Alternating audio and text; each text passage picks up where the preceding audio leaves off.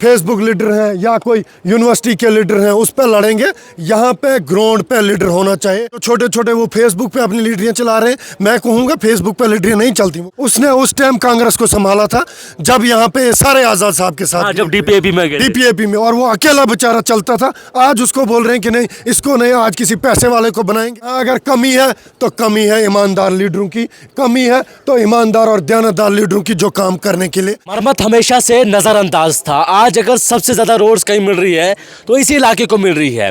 National highway की बात करें, पीएमजीएसवाई की बात करें, और अब आरएनबी का जो फेज़ 1 है उसकी शुरुआत भी आज गोवा मरम्मत से ही हुई है। मेरे साथ फरीद साहब है। फरीद साहब मुझे बताएगा, आज तक मरम्मत नज़रअंदाज क्यों था? क्योंकि यहाँ से भी जो है बहुत से पॉलिटिकल लोग हैं, यहाँ से भी लोगों ने जो है अच्छे खासे वोट्स लिए हैं। आज तक ये नज़रअंदाज क्यों था? क्यों आज तक के लोगों को रोड से महरूम रखा था, बेसिक फैसिलिटी से महरूम रखा था? सबसे पहले आपका परवेज़ साहब और आपके चैनल का शुक्रिया, और मेरी ये दुआ रहेगी कि आपका चैनल दिन रात दुगनी चुगनी मेहनत करे और तरक्की करे और ज़्यादा से ज़्यादा फॉलोवर बढ़े इसमें। तो मरम्मत के अंदर यहाँ के लोगों ने सोचा था कुछ टाइम के हम यहाँ के लोकल लीडर को एक सपोर्ट करेंगे और उसको बनाएंगे, वो हमारी बात करेगा। उसने सिर्फ वाहिद एक अपनी कुछ पंचायतों को अपर भी होता, अपने रिश्तेदारों को वगैरह किया, और बाकी कुछ मरम्मत तब भी पीछे रही।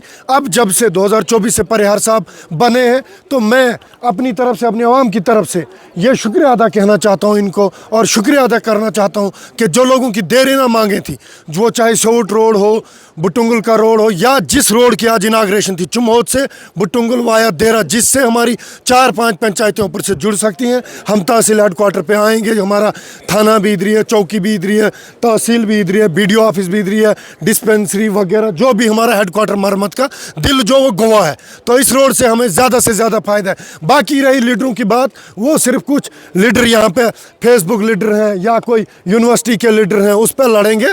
यहाँ पे ग्राउंड पे लीडर होना चाहिए। वो ग्राउंड वाला लीडर अगर कोई है तो वो शक्तिराज परिहार जी है, जो कि आपने देखा होगा कि एक दिन देसा में, दूसरे दिन असर में, तीसरे दिन ब्योता में, चौथे दिन चुमौत में लगे रहते हैं और लोगों के काम करते हैं। नहीं, मुझे ये बताएगा, क्योंकि यहाँ से मरम्मत से सिर्फ बीजेपी को नहीं बल्कि कांग्रेस को भी अच्छा खासा वोट मिला था, मगर वो अब वोट तो दिए थे लोगों ने, मगर जब वो लीडर दिखा ही नहीं। उसके अलावा जो छोटे छोटे वो फेसबुक पे अपनी लीडरियाँ चला रहे हैं, मैं कहूँगा फेसबुक पे लीडरियाँ नहीं चलती, वो ग्राउंड पे 31,000 जो परिहार साहब के अगेंस्ट इलेक्शन लड़ रहा था, 31,500 वोट लिए, वो यूनिवर्सिटी में चला रहा है, अपनी यूनिवर्सिटी लीडर बना है। यहाँ तो लोगों को पता ही नहीं है कि हमने किसको वोट दिए थे। अब वो आपस में खुद लड़ रहे हैं, कोई बोल रहा है पैराशूट से आया, कोई बोल रहा है ऐसे गलत किया ऐसे लोगों के साथ।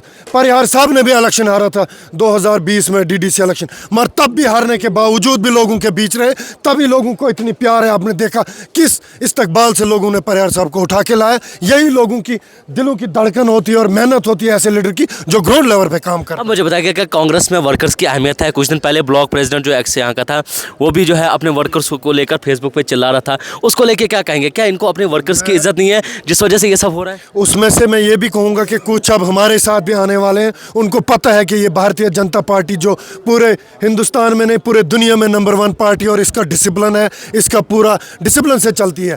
तो गलत हुआ है। देखो वो भी मेरा साथी है, उसने उस टाइम कांग्रेस को संभाला था जब यहाँ पे सारे आज़ाद साहब के साथ, जब डीपीएपी में, और वो अकेला बेचारा चलता था। आज उसको बोल रहे हैं कि नहीं, इसको नहीं, आज किसी पैसे वाले को बनाएंगे या किसी के कोई बड़ा रिश्तेदार जो पार्टी में होगा उसको बनाएंगे। गरीबों की वहाँ पे कोई नहीं। मैं एक गरीब बाप का बेटा हूँ, मुझे अगर इस पार्टी में इज्जत है तो वो भारतीय जनता, अगर मैं भी होता कांग्रेस में तो मेरा भी कोई इज्जत नहीं होता, मेरा भी कोई मान सम्मान नहीं होता। तो ये कांग्रेस की हालत है। इसलिए अब लोगों से भी मैं कहना चाहता हूँ कि आपके जो लीडर हैं उनकी हालत खुद देखो, वो कोई उधमपुर, कोई यूनिवर्सिटी, कोई फेसबुक, तो जो ग्राउंड पे काम करते हैं उनके साथ आए। यहाँ पे हिंदू मुस्लिम भाईचारे की मिसाल है। यहाँ पे लोग तब बोल रहे थे कि अगर बीजेपी को या परिहार को वोट दिया तो आपकी मस्जिदें खतरे में, आपके कब्रिस्तानों को उखाड़ा जाएगा।